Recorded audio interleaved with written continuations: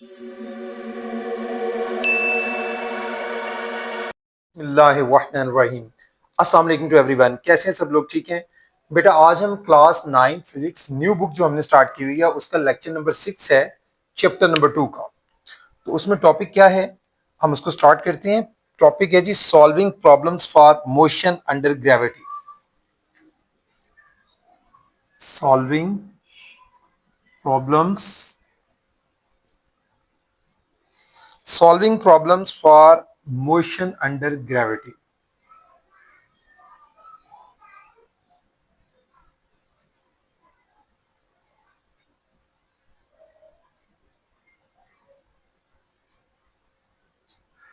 ये हमारा टॉपिक है जी। इसके लिए देखें, हमने जो यूज करनी है वो 3 इक्वेशंस ऑफ मोशन है जिनकी हम बात करेंगे इसमें। 3 equations of motion.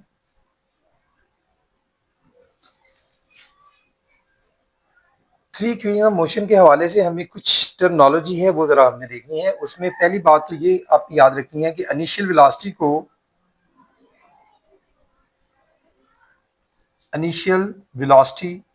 We I से डिनोट किया जाता है। ठीक है जी, I for initial, V for velocity. उसके अलावा जो टर्म आपने याद रखनी है वो है जी फाइनल वेलोसिटी। फाइनल वेलोसिटी को वी एफ से डिनोट किया जाता है। V for velocity, F for final. इसी तरह से एक्सेलरेशन, एक्सेलरेशन को ए से डिनोट किया जाता है। और टाइम टेकन जो है उसको टी से, डिस्टेंस जो है उसको एस से डिनोट किया जाता है। अब हमारे पास जो 3 इक्वेशन ऑफ मोशन है वो कौन कौन सी हैं मैं लिख देता हूँ, यही हमने अप्लाई करनी है। इससे पहले जो पिछली आपकी बुक्स हुआ करती थी, पुरानी जो 9th की बुक थी, उसमें ये जो इक्वेशंस में लिख रहा हूँ इनके प्रूफ भी थे। जो जो प्रूफ आपने ग्राफिकली आपने इनको प्रूफ किया करना होता था। लेकिन इसमें जो नई बुक है इसमें ग्राफिकल प्रूफ नहीं दिए गए, सिर्फ इक्वेशन ऑफ मोशन का यूज दिया गया है उनको अप्लाई करना न्यूमेरिकल्स के लिए। तो हम सिर्फ वही बात करेंगे जो नई बुक के मुताबिक है। पहली इक्वेशन क्या है जी, V F is equal to we I plus A T. ये फर्स्ट इक्वेशन ऑफ मोशन है। ठीक है जी, ये आपने याद रखनी है, इसको हम न्यूमेरिकल प्रॉब्लम में यूज करेंगे। सेकंड है S is equal to we I T plus half A T square. ये सेकंड इक्वेशन ऑफ मोशन है। इसी तरह से थर्ड वाली है 2as is equal to V F square minus V I square. ये हमारी थर्ड इक्वेशन ऑफ मोशन है। ये तीनों इक्वेशन जो है हमने जो न्यूमेरिकल्स होंगे प्रॉब्लम्स, न्यूमेरिकल प्रॉब्लम्स, उनमें हम लोग यूज करेंगे और ये देखते हुए कि इनमें से कौन सी इक्वेशन अप्लाई होती है। तो वैसे आपको बता देता हूँ वो वहाँ भी यही बातें होंगी। हमेशा याद रखें कि हमारे पास जो क्वांटिटी हमने फाइंड आउट करनी होती है उसके लिए हमने देखना होता है कि जैसे अगर फर्स्ट इक्वेशन हम यूज करते हैं तो हमारे पास final velocity, initial velocity, acceleration और टाइम, 4 क्वांटिटीज हैं। अगर इनमें से 3 क्वांटिटीज हमें गिवन होगी तो हम फोर्थ फाइंड आउट कर सकते हैं। अंडरस्टैंड? इसी तरह से यहाँ आते हैं तो यहाँ भी देखना है, डिस्टेंस है, इनिशियल वेलोसिटी 2, टाइम 3 और एक्सेलरेशन 4। 4 ही क्वांटिटीज सेकंड में भी है। यहाँ पर भी हमें कोई सी 3 गिवन होंगी तो फोर्थ हम फाइंड आउट कर सकते हैं, याद रखिएगा। इसी तरह से थर्ड में देख लें, acceleration, distance, final velocity, initial velocity. यहाँ भी हमारे पास 4 क्वांटिटीज हैं। तीनों इक्वेशंस में सादा लफ्ज़ में बताने वाली बात यह है कि हम अगर हमें 3 कोई भी क्वांटिटीज दी गई होंगी तो हम फोर्थ। अब अगली बात क्या है कि हमें कैसे पता चलेगा कि फर्स्ट इक्वेशन अप्लाई करें या सेकंड करें या थर्ड करें। तो भाई फर्स्ट इक्वेशन में आप देख रहे हैं डिस्टेंस का जिक्र नहीं है, वी एफ है, वी आई है, ए है और टी है। अगर किसी भी क्वेश्चन में डिस्टेंस जो है उसके मुतालिक बात ना की जा रही हो तो इसका मतलब ये होगा कि आपने फर्स्ट इक्वेशन ऑफ मोशन जो है वो अप्लाई करनी है। उसके बाद अगर डिस्टेंस का जिक्र हो तो सेकंड इक्वेशन भी अप्लाई हो सकती है, थर्ड भी हो सकती है, या बाज दफा होती सिर्फ सेकंड है या फिर थर्ड होती है। तो मीन्स यहां से ये समझ आई अगर डिस्टेंस इन्वॉल्व होगा तो उस शक्ल में सेकंड या थर्ड या फिर दोनों में से कोई भी। ठीक है जी। तो ये था हमारा असल में इक्वेशंस के बारे में कुछ बातें, उसके अलावा हम थोड़ी सी कुछ अजम्पशंस हैं आपकी बुक पेज नंबर 45 पर दी गई, वो भी आपके साथ में डिस्कस कर देता हूं। इन्हीं से रिलेटेड, सॉल्विंग प्रॉब्लम से रिलेटेड कुछ अजम्पशंस बनाई गई हैं। वो क्या है अजम्पशंस? जी, पहली अजम्पशन ये दी गई है कि motion is always considered along a straight line. यानी अगर आपने कोई भी न्यूमेरिकल प्रॉब्लम सॉल्व करनी है तो उसमें एक बात कंफर्म होगी कि बॉडी जो है वो इन स्ट्रेट लाइन होगा। ये पहली अजम्पशन है, इस पर हमने देखना है और हमारी जो अप्लाई होती हैं ये तीनों इक्वेशंस स्ट्रेट लाइन में बॉडी मूव कर रहा है तो तब अप्लाई होती है। ठीक है, एक बात ये। सेकंड क्या है, only the magnitude of vector quantities are use. यानी चाहे कोई वेक्टर क्वांटिटीज भी होगी लेकिन हमने यूज क्या करनी है, सिर्फ मैग्नीट्यूड यूज करनी है, मैग्नीट्यूड ओनली यूज होगी। ठीक है, चाहे वो वेक्टर क्वांटिटी ही क्यों नहीं है, हमने उसकी जो है क्या यूज करनी है, जस्ट मैग्नीट्यूड। जैसे अगर कोई बॉडी है, इसकी एग्जांपल मैं इस तरह से दूंगा, अगर कोई बॉडी 5 किलोग्राम टूवर्ड्स, चलें 5 किलोमीटर कर लेते हैं, मूव कर रहा है, उसकी 5 किलोमीटर टूवर्ड्स नॉर्थ। अब यहां पर हमें डायरेक्शन भी गिवन है, लेकिन जब हम इक्वेशंस में सॉल्व कर रहे होंगे तो हमने डायरेक्शन से हमारा कंसर्न नहीं होगा। हमने सिर्फ उसकी जो मैग्नीट्यूड है 5 किलोमीटर, सिर्फ हम उसको यूज करेंगे। ठीक है जी। इसके बाद थर्ड जो है, थर्ड अजम्पशन क्या है हमारे पास, acceleration is assumed to be uniform. Acceleration जो है, जिसको हम ए से डिनोट करते हैं, एक्सेलरेशन का भी यूनिफॉर्म होना जरूरी होगा। अगर एक्सेलरेशन वेरिएबल होगा या नॉन यूनिफॉर्म होगा तो फर्स्ट इक्वेशन ऑफ मोशन उस पर अप्लाई नहीं होगी।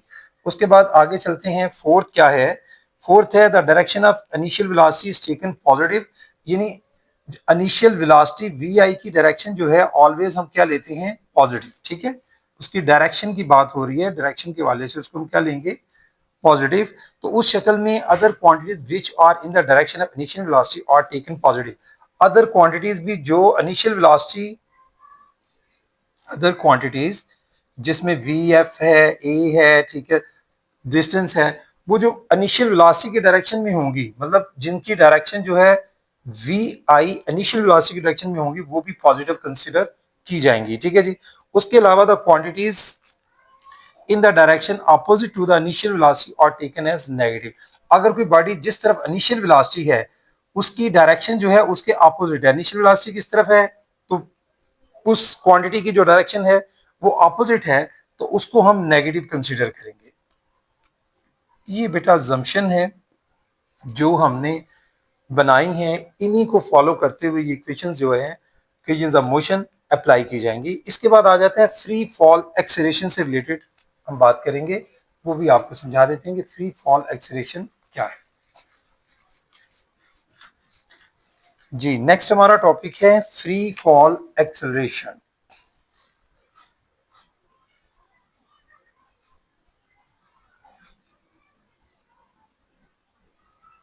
जी, फ्री फॉल एक्सेलरेशन में क्या है कि when a body is falling freely, मतलब जैसे मेरे हाथ में ये देखें, अभी एक मैंने ये पकड़ा हुआ है, जो भी है मतलब मार्कर है, इसको मैंने छोड़ा है, तो ये जो मूवमेंट है इसकी, ये फ्री फॉल है।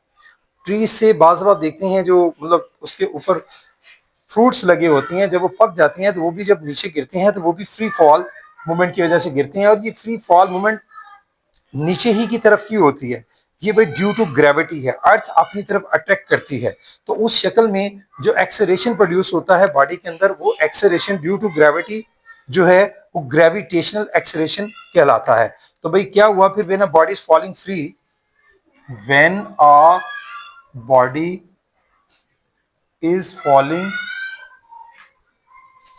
is falling freely under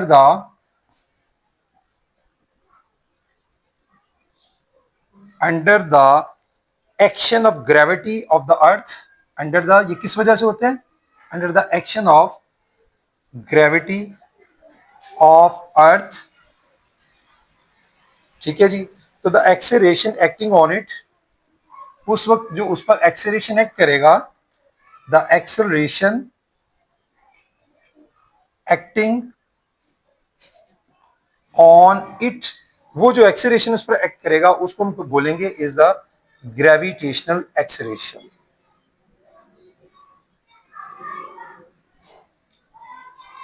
gravitational acceleration, gravitational acceleration को हम आमतौर पर डिनोट किससे करते हैं, जी से डिनोट करते हैं, और इसकी जो वैल्यू है वो 9.8 मीटर पर सेकंड स्क्वायर, ये इसकी एग्जैक्ट वैल्यू होती है।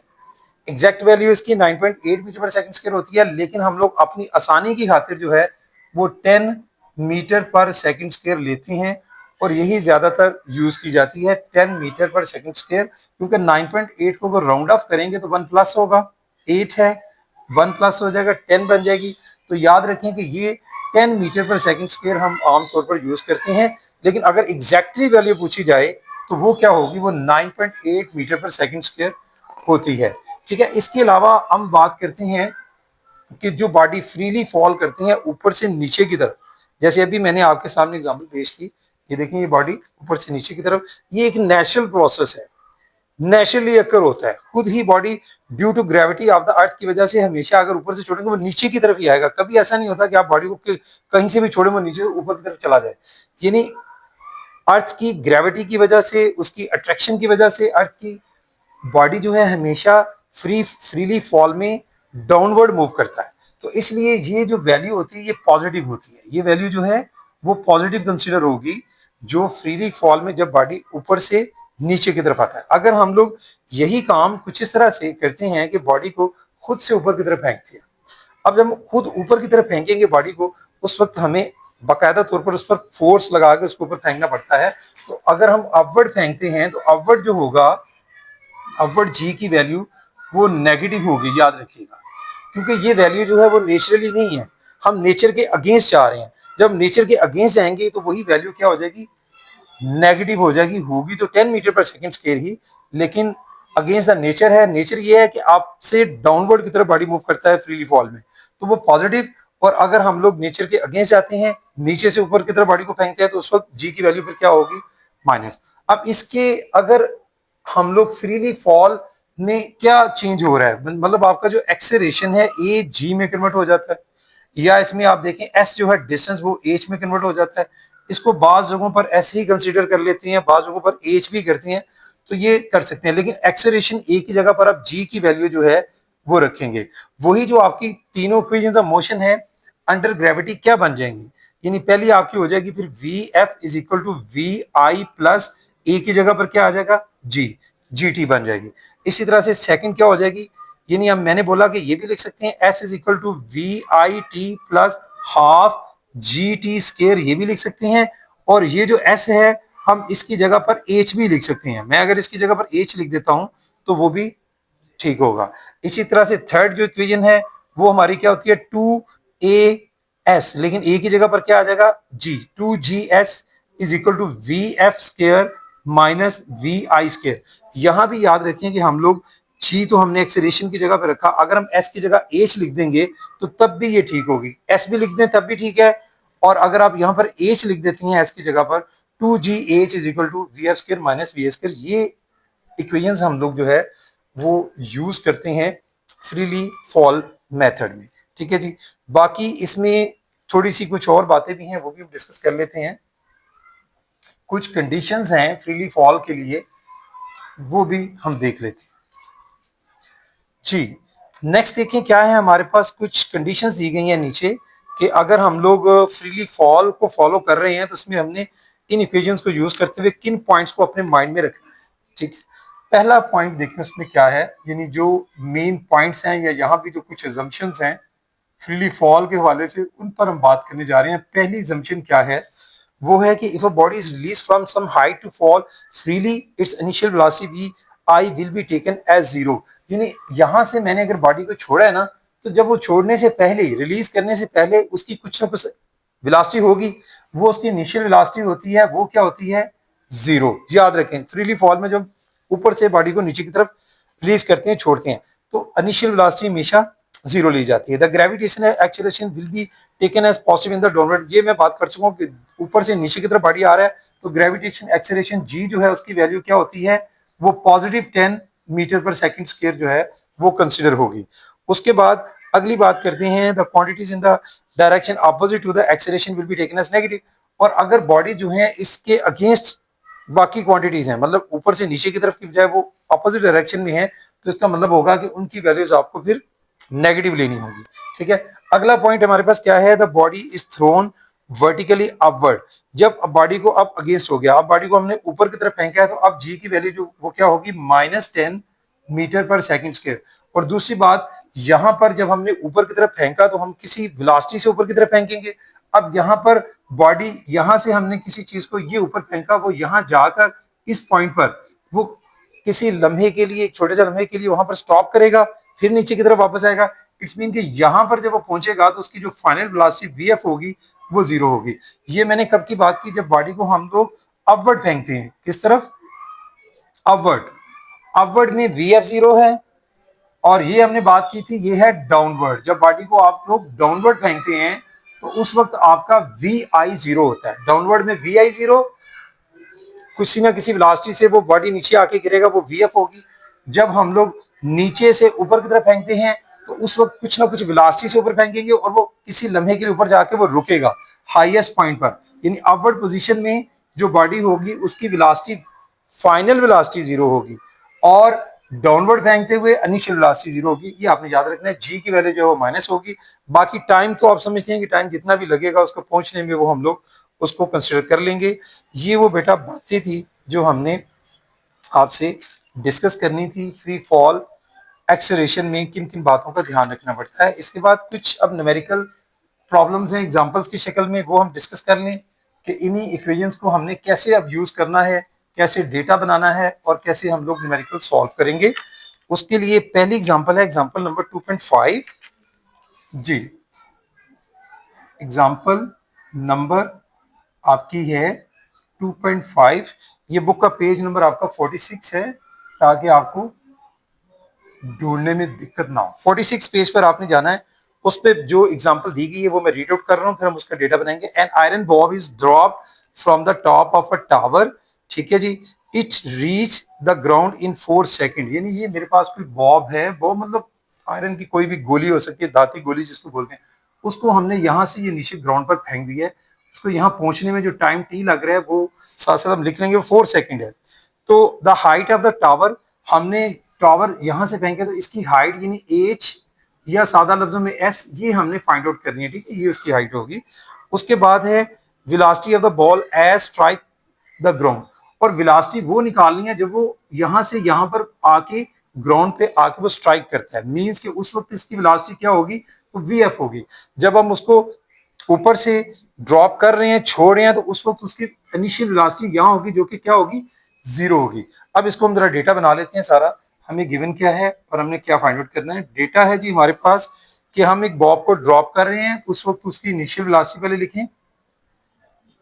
इनिशियल वेलोसिटी जो है वी आई, उसकी होगी 0 मीटर पर सेकेंड। उसके बाद टाइम जो है उसको ऊपर से नीचे आने में कितना लग रहा है, 4 सेकेंड। लिखिए जी, टाइम टेकन, टाइम टेकन जो है वो कितना है, small t is equal to 4 second. और क्या है जी हमारे पास, जो दो चीजें हमने फाइंड आउट करनी है, हाइट ऑफ द टावर। यानी मैंने बोला कि हाइट के लिए आप जो है वो एच भी यूज कर सकते हैं या एस भी यूज कर सकते हैं, दोनों में से जो भी कर लें कोई हर्ज नहीं। हाइट असल में वो डिस्टेंस ही है, एस भी लिख सकते हैं, एच भी लिख सकते हैं। हाइट एच जो है हमने फाइंड आउट करनी है। और क्या फाइंड आउट करना है, the velocity of the ball strikes the ground. जब वो स्ट्राइक करता है ग्राउंड पे आके, तो मैंने बताया कि जब वो स्ट्राइक करेगा, टकराएगा, उस वक्त उसकी इनिशियल वेलोसिटी कन्वर्ट हो जाएगी फाइनल वेलोसिटी में, वो भी हमने फाइंड आउट करनी। तो फाइनल वेलोसिटी भी हमने इसकी फाइंड आउट करनी, means V F question mark. अब आ जाए सोल्यूशन की तरफ। देखें जी हमारे पास क्या क्या चीजें गिवन है, उन्हीं को देखते हुए हम लोग आगे चलेंगे। देखें, फाइनल वेलोसिटी के लिए मैंने क्या बोला था, हमें क्या क्या चाहिए। एक चीज हो रहा है, एक्सेलरेशन की हमने बात नहीं की, तो भाई एक्सेलरेशन की भी बात कर लें। जब ऊपर से नीचे की तरफ बॉडी को हम ड्रॉप कर रहे हैं, फेंक रहे हैं, तो उसमें एक्सेलरेशन कौन सा प्रोड्यूस होगा, ग्रेविटेशन एक्सेलरेशन। यानी उसका एक्सेलरेशन जो है, एक्सेलरेशन जी होगा। ठीक है, और वो ऊपर से नीचे की तरफ, आप अब समझदार हैं, नेचर नेचर यही है, ऊपर से नीचे बॉडी जमीन की तरफ अटैक करता हुआ आता है, तो पॉजिटिव वैल्यू होगी 10 मीटर पर सेकंड स्क्वायर।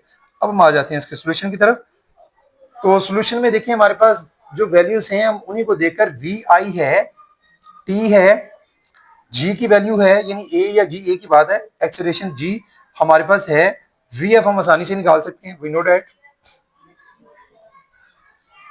हम क्या फार्मूला लगाएंगे कि v F is equal to we I plus g T.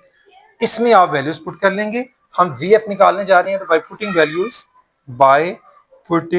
Values देखें जी, वी एफ हमने निकालना है, v f as it is लिख लें। वी ए की वैल्यू कितनी है, 0 है, 0 मीटर पर सेकंड, प्लस जी की वैल्यू कितनी है 10 मीटर पर second square, multiply by T, T की वैल्यू कितनी है 4 second.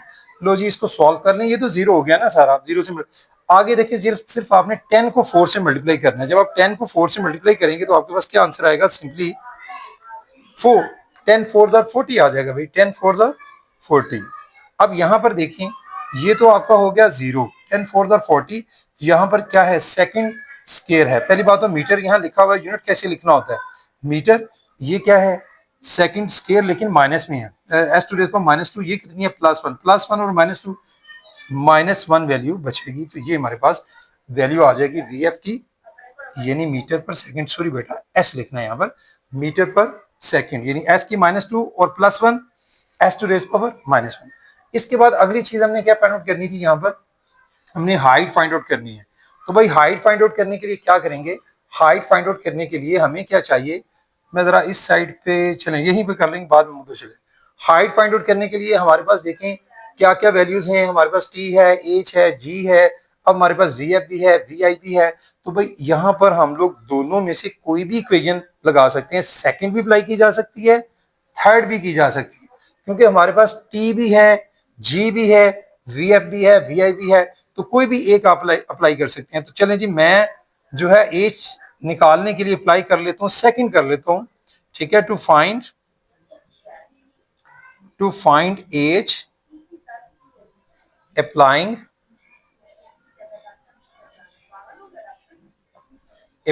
Second equation of motion. तो भाई मैं सेकंड इक्वेशन ऑफ मोशन जो है वो अंडर ग्रेविटी जो है वो फॉलो करूंगा। वो क्या होती है, वो हमारे पास होती है एस इज इक्वल टू लिख लें या एच इज इक्वल टू, दोनों तरह ठीक होता है। एच इज इक्वल टू क्योंकि हमने एच रखा है, अगर एस लिखते हैं हाइट को h is equal to s तो फिर एस लगाएं, अगर एच रखा है एच भी लिख के लगा सकते हैं। उसके बाद क्या आएगा v I T plus half G T square, ठीक है जी। अंडर ग्रेविटी हमारे पास क्या आएगा जी टी स्केयर। ये हमारे पास जो है इक्वेशन हमने अप्लाई कर दी। अब हम इसमें वैल्यूज पुट कर देंगे बाय पुटिंग वैल्यूज जी। हम इसमें वैल्यूज पुट करते हैं, वी आई की वैल्यू कितनी है 0, ठीक हो गया। उसके बाद यानी 0 मीटर पर सेकंड मल्टीप्लाई बाय टी की वैल्यू कितनी है 4 सेकंड प्लस 1/2 जी की वैल्यू 10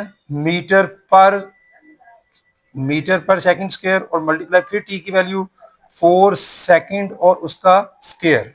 ये हमारे पास वैल्यू जो हैं वो सारी होंगी। अब आगे इसको सॉल्व करने के लिए मैं जरा नीचे जगह कम होगी, हम थोड़ा सा ऊपर चले जाते हैं, ये मैं रेस कर देता हूं जी।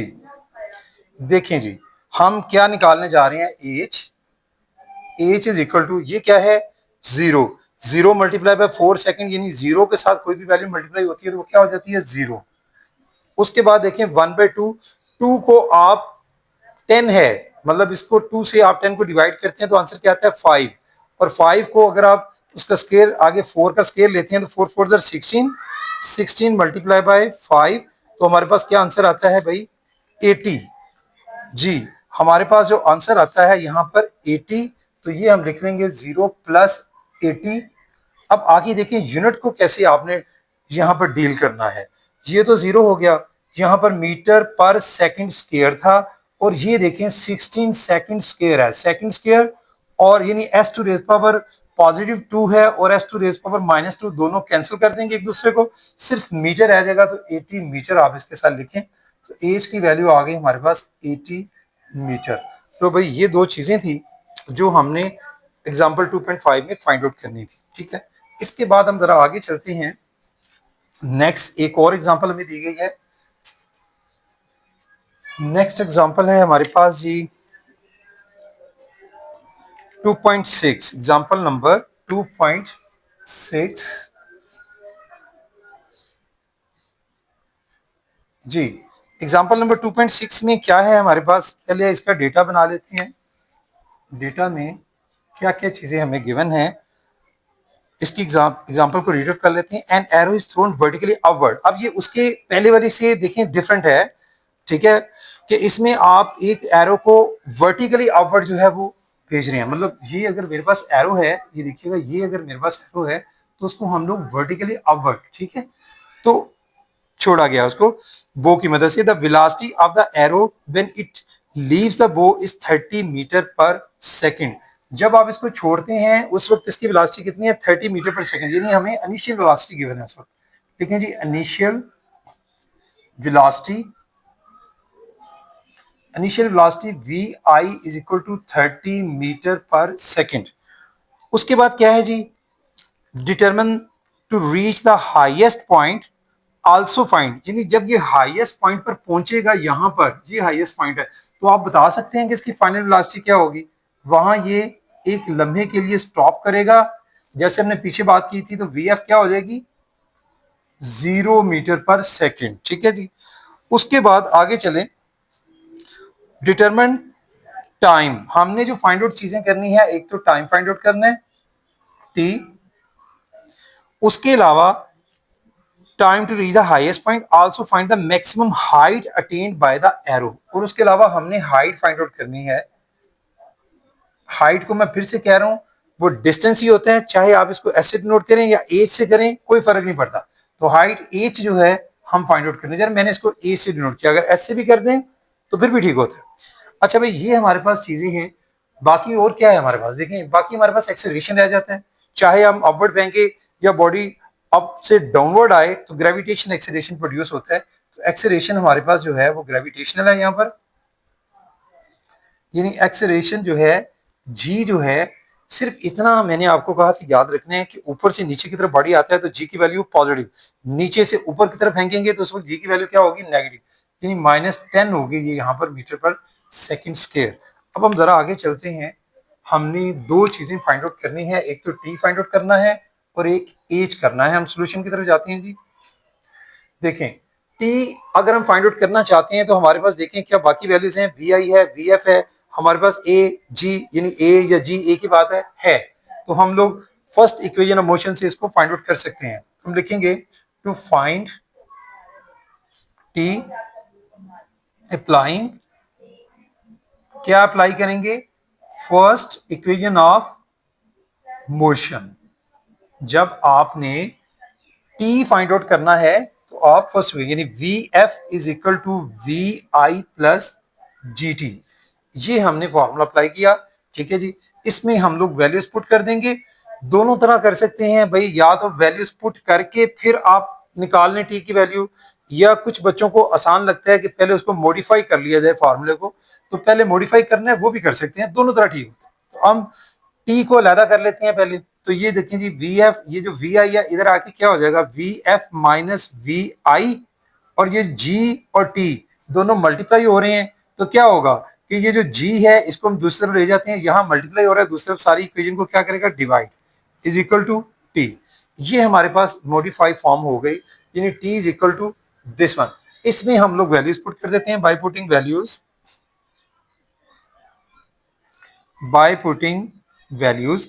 वी एफ की वैल्यू कितनी है जी, 0 है यहाँ पर, यानी 0 मीटर पर सेकंड, माइनस वी आई कितनी है, 30 मीटर पर सेकंड, डिवाइडेड बाय जी की वैल्यू कितनी है, 10 मीटर पर सेकंड स्क्वायर। ये सारा किसके इक्वल है, टी के। देखें जी, इसको सॉल्व कर लें आप लोग। 0 में से 0 तो -30 ही आंसर आएगा। अब -30 को आपने क्या करना है, 10 पे डिवाइड करना है।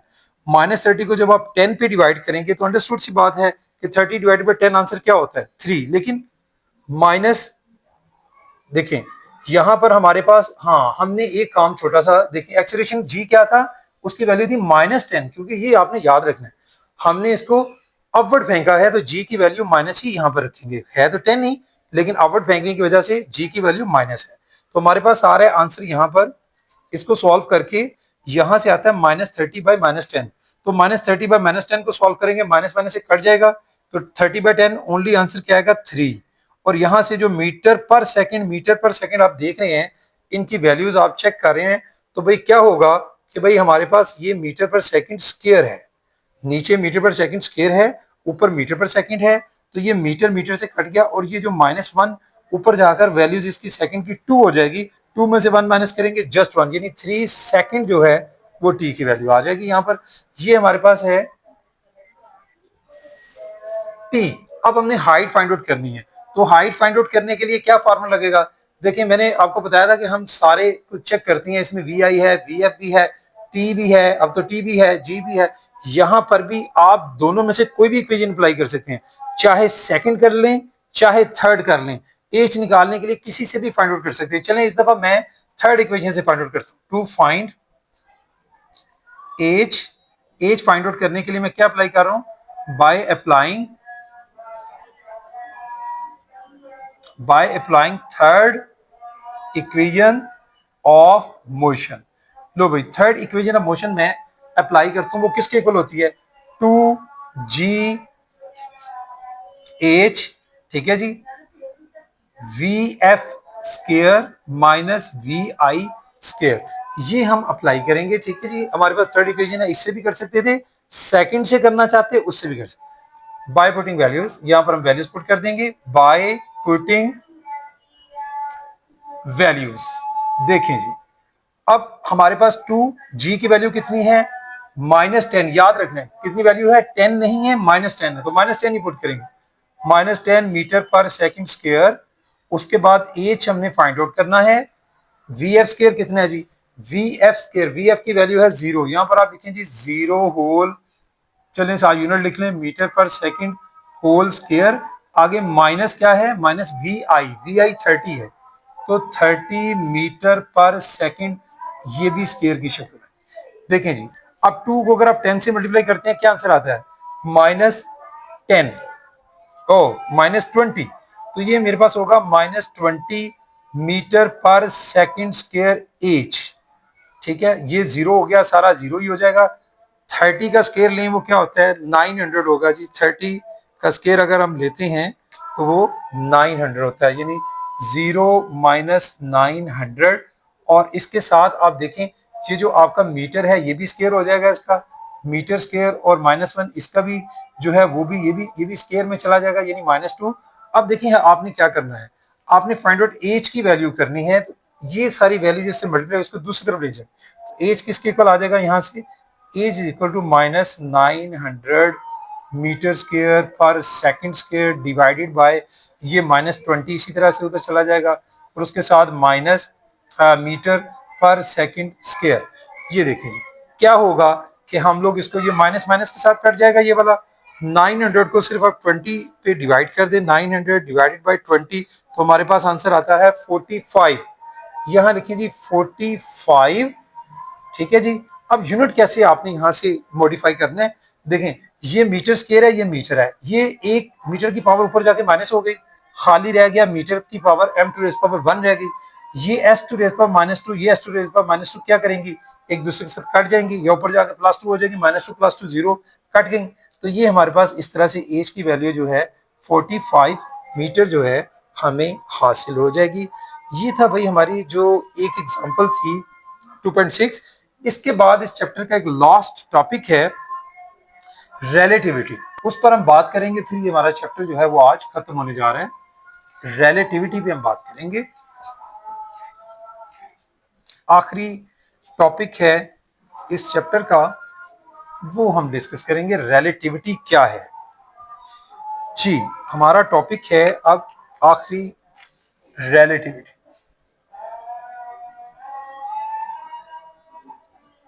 जी, रिलेटिविटी क्या है? ये हमारे एक फेमस साइंटिस्ट हैं अल्बर्ट आइंस्टाइन। ठीक है, उन्होंने 1905 में ये जो थ्योरी है ये उन्होंने बनाई थी, पेश की थी।